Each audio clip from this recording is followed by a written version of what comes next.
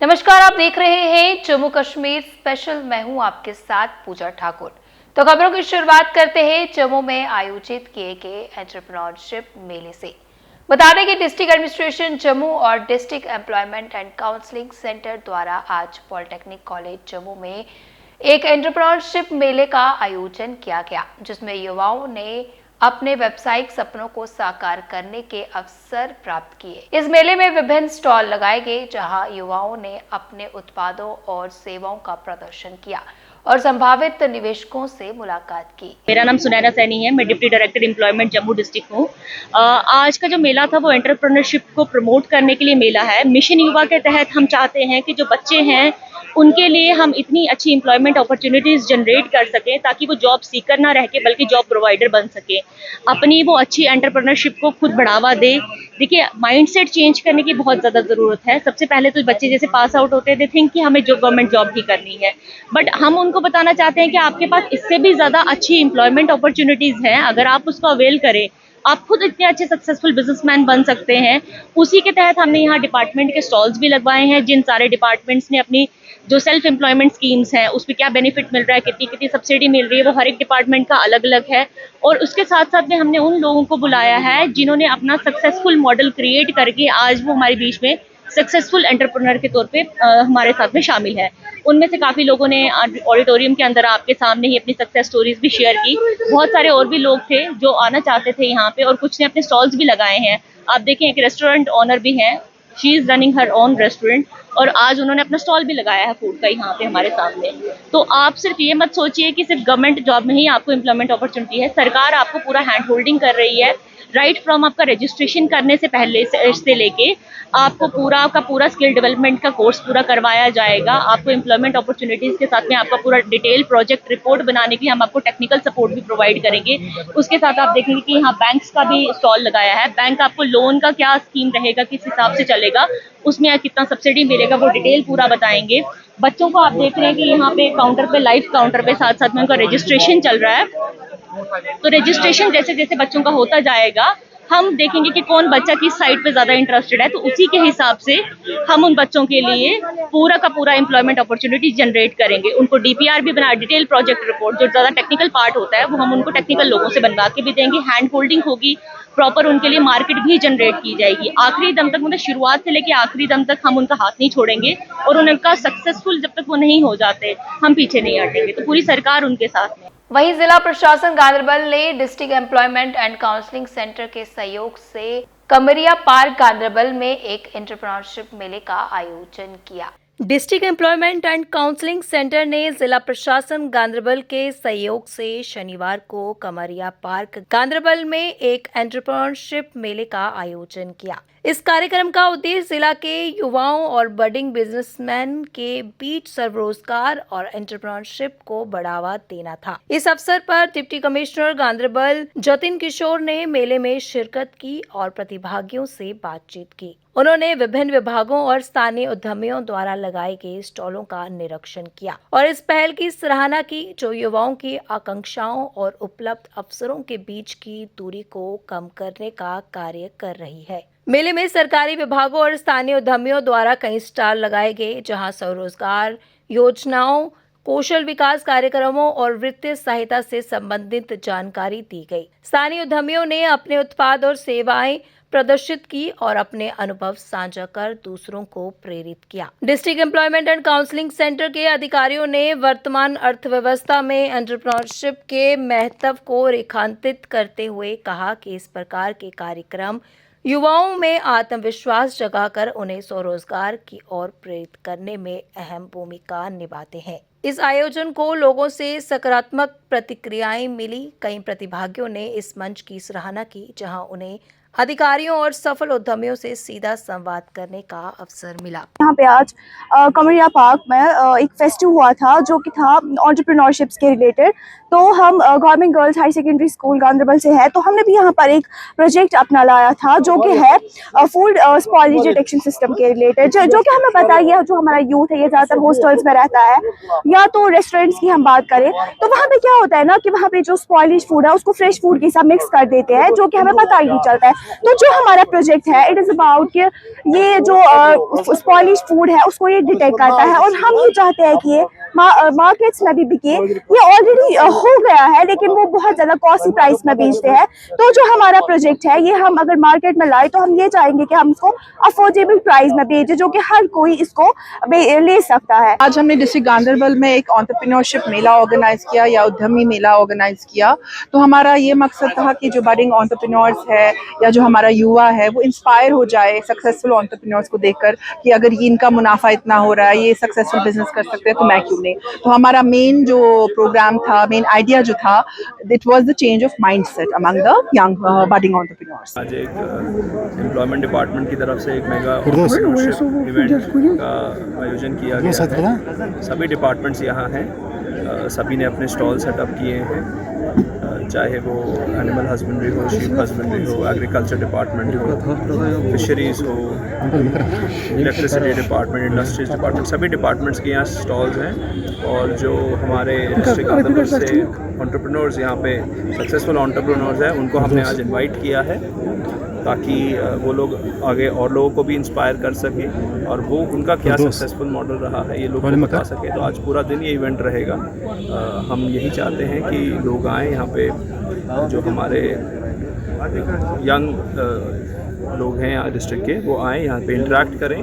और डिपार्टमेंट की तरफ से जो मिशन युवा स्टार्ट किया गया है अभी रिसेंटली, उसकी अवेयरनेस दी जा रही है, उसकी रजिस्ट्रेशंस की जा रही हैं, तो कैसे ज़्यादा से ज़्यादा बेनिफिट्स मिल सकते हैं इस स्कीम में। गांधरबल में आज हमने यहाँ पे किया है, but in the coming days आने वाले दिनों में हम हर सब डिवीज़न, हर तहसील और इवेंचुअली हर पंचायत में इसको लेके जाएंगे ताकि लोगों के डोर स्टेप तक ये अवेयरनेस है। गांधरबल जिला अस्पताल में एक गर्भवती महिला को लेकर वीडियो वायरल, अस्पताल के कर्मचारी पर महिला के साथ लापरवाही का आरोप। गांधरबल जिला अस्पताल में एक गर्भवती महिला को लेकर एक वीडियो वायरल हुआ है जिसमें आरोप लगाया गया है कि अस्पताल के कर्मचारियों ने महिला के साथ लापरवाही बरती। वीडियो में दावा किया गया है कि महिला को रात के समय उचित इलाज नहीं मिला और उसके बाद उसे स्किम्स अस्पताल में रेफर कर दिया गया। और वहीं सब पर मेडिकल सुपरिटेंडेंट डॉक्टर निघत ने इन आरोपों का खंडन करते हुए कहा कि अस्पताल में सभी आवश्यक प्रोटोकॉल का पालन किया गया है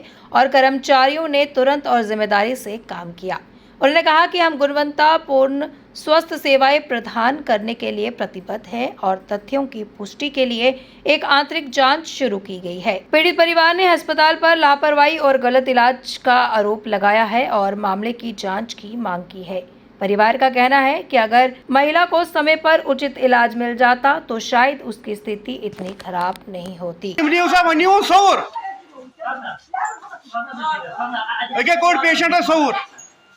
यह डिलीवरी केस सुबह पे 9 बजे पे पेशेंट एडमिट वन 10 बजे रात वो सौर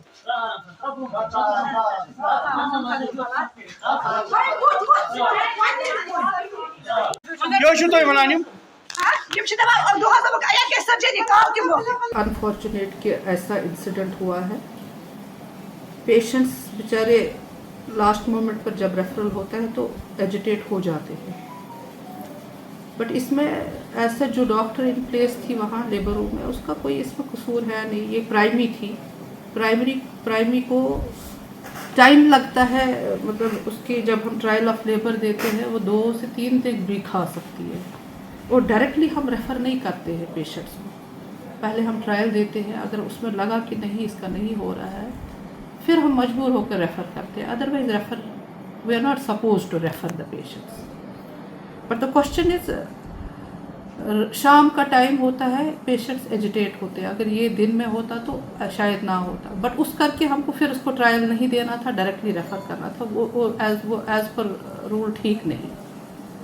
हमारे सिर्फ एक इशू इस वक्त होता है, ये शायद ना हो जाता ये इंसिडेंट अगर हमें रात में भी यहाँ गायनोकोलॉजिस्ट होती।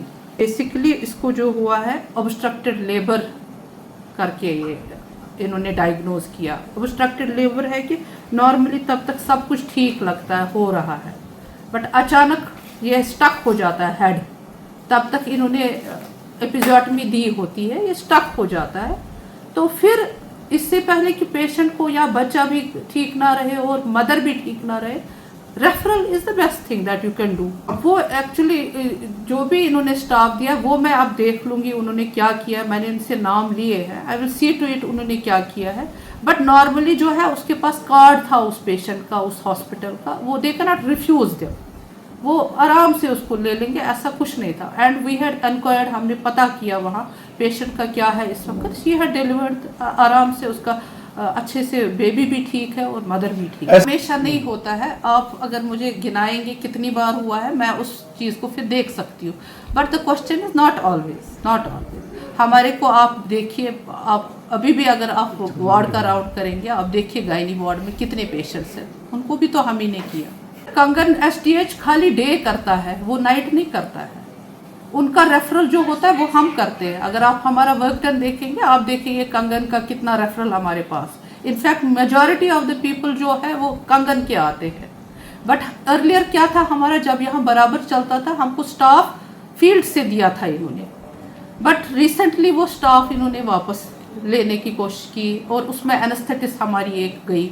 अभी मैं इसमें जो आप बोल रहे हैं बीच में छोड़ा, उसका मैं करूँगी। बाकी डॉक्टर ने जो किया, she has done the right thing that time, क्योंकि तब हमको ज़रूरत होती है, पेशेंट बचना चाहिए। रिपीटेडली लिखते हैं हमारी तरफ से, हम अप्रेज करते हैं डायरेक्टर साहब को भी, हम सीएमओ साहब को भी अप्रेज किया है कि फील्ड से हमको ऑगमेंटेशन होनी चाहिए ताकि हम यहाँ फुल टाइम करेंगे। देखिए ये इंसिडेंट्स कल भी हो सकते हैं, क्योंकि पेशेंट बीमार कभी भी पड़ सकता है। ये कोई लिख कर नहीं आया वो खाली मंडे ट्यूसडे वेडनेसडे, बाद में भी हो सकता है, फ्राइडे सैटरडे कोई नहीं होगा जैसे इस पेशेंट का हुआ। सो उसके लिए हमको रात को स्टाफ रखना ही रखना है। अब वो कहाँ से लाना है, वो बेटर उसमें हेल्प कर सकते हैं हमको, सीएमओ साहब हेल्प कर सकते हैं, डायरेक्टर साहब हेल्प कर सकते हैं। एनेस्थेटिस्ट की मुझे ज़रूरत है, मुझे एनेस्थेटिस्ट देंगे, मैं यहाँ फुल स्टार्ट करूँ। ब्रिगेडियर राजेंद्र सिंह की जयंती पर बीजेपी कार्यकर्ताओं ने उन्हें श्रद्धांजलि अर्पित की। इस मौके पर उनके बलिदान और देशभक्ति को याद करते हुए पुष्पांजलि अर्पित की गई। ब्रिगेडियर राजेंद्र सिंह जी अमर रहे, अमर रहे। भारत माता की जय, भारत माता की जय, भारत माता की जय, भारत माता की जय।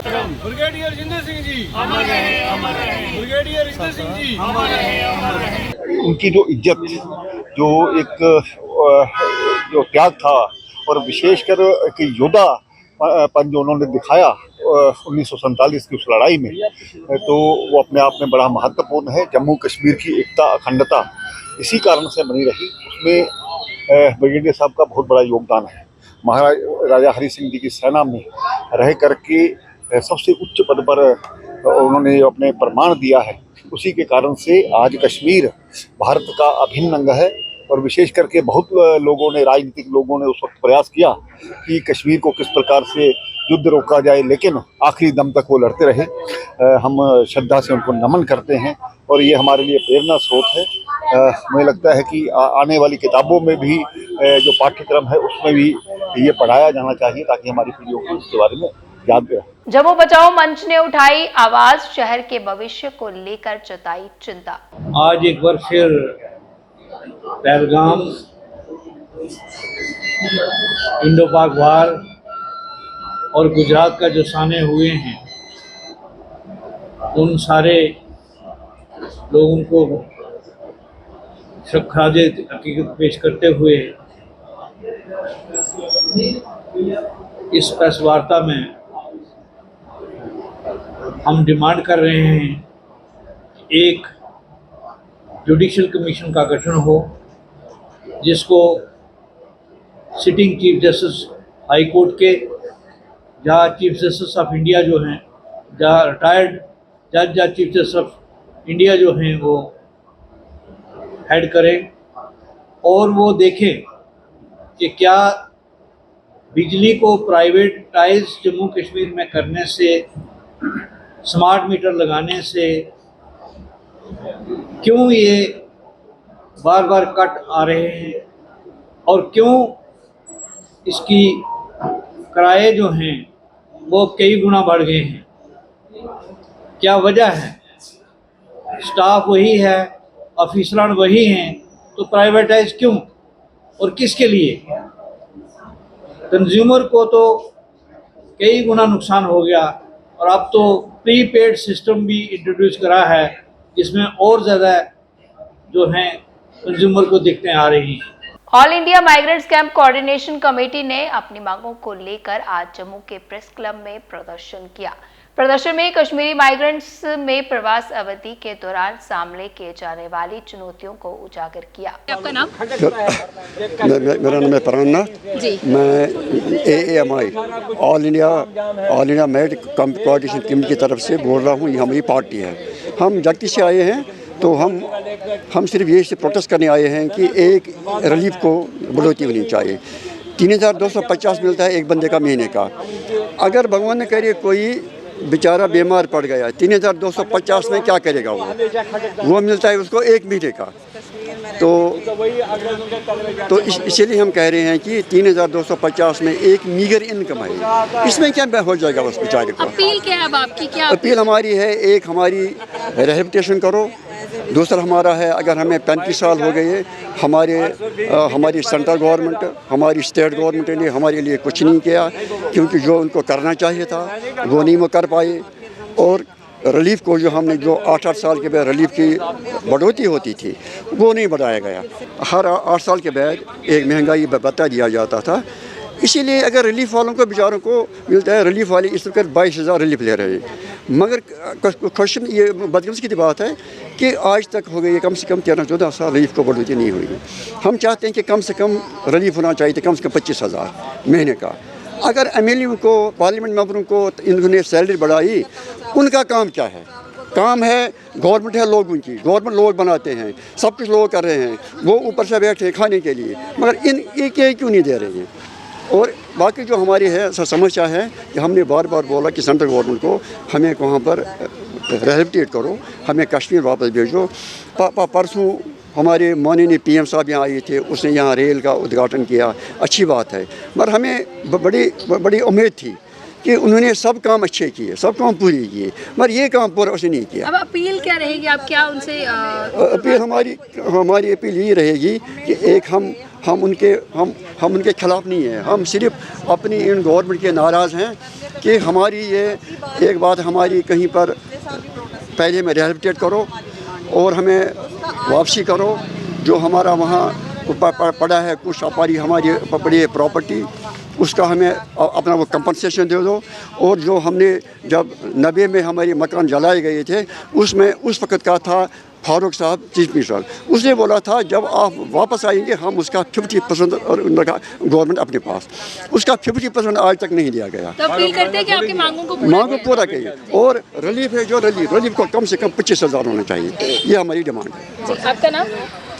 नमस्कार, मेरा नाम मीला मिश्री है। मैं AIMCCC से डिस्ट्रिक्ट प्रेसिडेंट हूँ जी।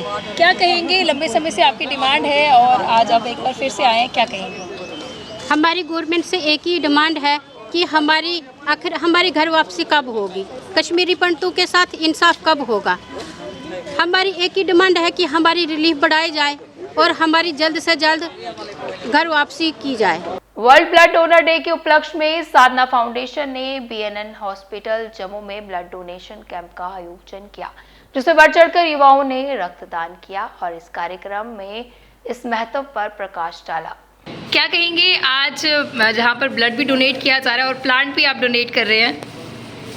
मैम, ये हमारा एक मोटो है जो सब करते भी हैं, जानते भी हैं कि आप पौधे लगाइए, plant green, save water, save blue और डोनेट रेड। ठीक है, ब्लड दीजिए, पानी बचाइए और हरियाली कीजिए। तो ये मेरी तरफ से एक छोटी सी एग्जांपल दे रहा हूँ मैं कि सब लोग क्या करें कि प्लांट भी बचाओ, ब्लड भी दो और पानी भी बचाओ जी। तो इस पे कुछ खास लिखा भी गया हुआ है, स्लोगन कहेंगे ये जम्मू सिटी की तरफ से, क्या लिखा गया है? जम्मू सिटी इन्फो मेरा फेसबुक पे पेज है, तो उसकी तरफ से ये प्रेजेंट किया गया है। यहाँ लिखा है donate red, spread green and save blue. Thank you. क्या कहना चाहेंगे जिस तरह से लगातार ब्लड डोनेशन कैंप होता है और बढ़ चढ़कर जो है यंगस्टर्स हो इसमें पार्टिसिपेट कर रहे हैं, मोटिवेट? मेरी तरफ से सबसे पहले सबको वर्ल्ड ब्लड डोनर की डे की मुबारकें। और आज मैं कुछ ज़्यादा नहीं बोलूँगा, आज मैं सिर्फ आज का दिन जो हमारा होता है वो अवेयरनेस का होता है। तो मैं चाहूँगा कि आज हमारे बीच में जसवंत भैया जी हैं जो मेन टेक्नीशियन है बीएन ब्लड बैंक सेंटर के। तो मैं चाहूँगा कि वो आज कुछ बोले अवेयरनेस के ऊपर, तो मैं आगे का समय उनको देता हूँ। क्या कहना चाहेंगे जिस तरह से आज वर्ल्ड ब्लड डोनर डे है, किस तरह से ये देख रहे हैं कि अब अवेयरनेस ज्यादा आ रही है? मैम सबसे पहले तो हैप्पी वर्ल्ड डोनर डे, जो इस बार की अपनी थीम है हमारी give blood give hope together we save life. ठीक है मैम, हम लोग इस बार ये बोल रहे हैं कि सब लोग एज ए वॉलंटियर आओ। ठीक है, as a volunteer blood donate करो। ठीक है, ब्लड बैंक में अगर ब्लड अवेलेबल है तो ही हम पेशेंट को प्रोवाइड कर सकेंगे। ठीक है, एट ए टाइम पे जब पेशेंट को नीड होती है तो उनको ब्लड की जरूरत होती है। ठीक, अगर ब्लड बैंक में ब्लड नहीं रहेगा तो हम डोनर ढूंढेंगे, क्या पता चले कि उधर पेशेंट की जो है क्रिटिकल कंडीशन हो जाए। क्या इम्पोर्टेंट रोल प्ले करता है? जिस तरह से दुश्मन की जान तो बढ़ती है, लेकिन खुद की बॉडी में भी जो है काफी अच्छी चेंजेस होते हैं, तो हमारी हेल्थ के लिए भी अच्छा है। और ब्लड डोनेट करने के मैम फायदा ये है, जो चेंजेस हैं, जो हमारे आरबीसीज हैं, ये पुराने आरबीसीज निकल जाते हैं, नए आरबीसी बॉडी जनरेट करती है। इससे क्या होता है कि बॉडी की इम्यून सिस्टम स्ट्रांग होता है। दूसरी चीज क्या है मैम, इससे हार्ट अटैक के होने के चांसेस कम हो जाते हैं, कैंसर होने के चांसेस कम हो जाते हैं, और जो बॉडी में ब्लड है वो बनता रहता है। लोग कहते हैं कि ब्लड डोनेट करने से कमजोरी आ जाती है, वीकनेस आ जाती है। मैं उनको बता दूं ऐसा कुछ नहीं होता है। आप हेल्दी हो, ब्लड डोनेट कर सकते हो। ठीक है, कमजोरी जो है ऐसा कुछ नहीं आता है, जिससे हाइपरटेंशन, बीपी की प्रॉब्लम, ये सब जो चीजें जो है कम होती हैं। लोगों में जो मिथ था कि हम ब्लड डोनेट करेंगे में वीकनेस आ जाएगी, किस हद तक दूर हुआ है इस तरह की अवेयरनेस प्रोग्राम से? इस तरीके से मैम काफी हद तक जो है दूर हो गया, लोगों में अवेयरनेस आ गई है कि ऐसा डोनेशन से कुछ नहीं होता। जो फर्स्ट टाइम डोनेट करते हैं वो यहाँ बोल के जाते हैं कि हमारे जो है अच्छा फील हो रहा है ब्लड डोनेट करके। कुछ लोग जो अपना एक्सपीरियंस शेयर करके कहते हैं कि हम जब से ब्लड डोनेट कर रहे हैं, इससे हमारा जो है बीपी नॉर्मल रहता है और हमारी बॉडी है फिट है। क्या मैसेज आपकी तरफ से? हमारी तरफ से ये मैसेज है कि मैम जो है ब्लड डोनेट करें और अपने आप को फिट रखें और दूसरों की जान बचाने में हेल्प करें। आपके 1 यूनिट ब्लड से जो हम 3 लोगों की जान बचा सकते हैं। अखिल जम्मू कश्मीर गुरु रविदास सभा ने बाबू मिल्खी राम, भगत छज्जू राम, भाषा नार सिंह और मनसुख राय को श्रद्धांजलि अर्पित की। ऑल जे के गुरु रविदास सभा के हेडक्वार्टर कृष्णा नगर में बाबू मिल्खी राम जी का, जो कि एक एडवोकेट थे, एमएलए भी थे, उनका जन्मदिन जो है वो मनाया जा रहा है। और उसी के साथ एक फैसला लिया गया था कि हम जितने भी हमारे महापुरुष जिन्होंने कॉन्स्टिट्यूंट असेंबली में हमारे एमएलए रहे हैं, चाहे वो भाषा नार सिंह की बात हो, मनसुख राय की बात हो या भगत छज्जू राम की बात हो, उनको भी आज हम श्रद्धांजलि जो हो दे रहे हैं, क्योंकि अपने अपने टाइम में उनकी बहुत बड़ी कंट्रीब्यूशन रही है।